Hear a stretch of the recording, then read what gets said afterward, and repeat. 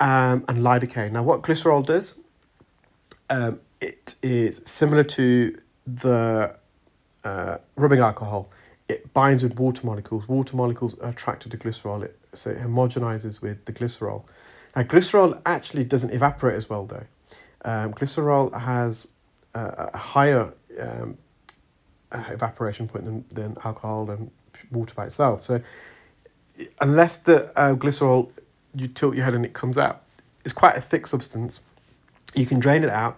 But what glycerol is, it's an oily substance, and it helps to moisturize the skin. So it absorbs excess moisture, and it helps to itself moisturize the skin. So it doesn't. So that's an improvement with the alcohol, because the alcohol can completely dry. If you imagine with rubbing alcohol and you clean your hands with that, your hands become very dry.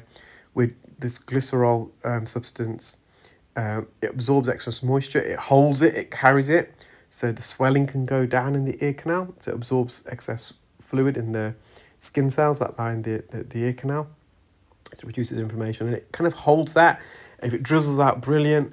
But glycerol itself, it's an oily, moisturizing substance, so it prevents it from drying. And it also contains lidocaine. So lidocaine is a local topical anesthetic. Dentists use that as well to numb your gums and the teeth when they're performing dental procedures. So lidocaine can provide temporary local anesthetic effects in the ear canal. So if you have got a tender, painful ear, it can help. It is a great product. I've had some great feedback on it. So you can get that on our website. Now, whilst I was just explaining all that, we cleaned the left ear.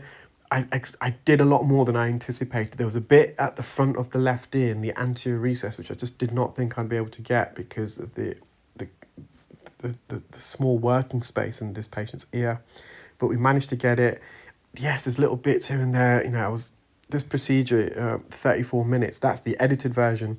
There's moments when I wasn't in the ear and I was putting drops in, and when I add it all together, I think the patient's in the chair for about 50 minutes. So it's an extremely long procedure. We normally typically only book 30 minutes. 30 minutes is more than adequate. My normal procedures now, on average, per ear, 4 or 5 minutes. I would say that's pushing it as well. But I still allocate half an hour because I do see a lot more complex cases nowadays, just in case I need that extra time. I don't want to rush. This patient, fortunately, it was just before my lunch break, so I had time, wait through the lunch, it's not a problem. And the patient travelled a long way, so we just continued. So the outer half of the ear canal is all clear, and this ear was more, I think the left side is more technically challenging because of the anatomy of the ear. It was more swollen and narrow.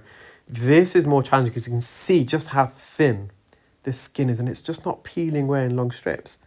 So this skin I'm removing is probably 0.1 millimeters in thickness, so there's very little room and margin for error here.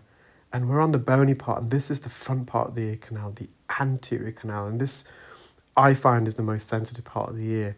Not only my own ear, and I've had it clipped in the past, but performing procedures on patients, this is the part of the ear, the front bony part of the ear, that's really sensitive, and I'm just literally gliding it in.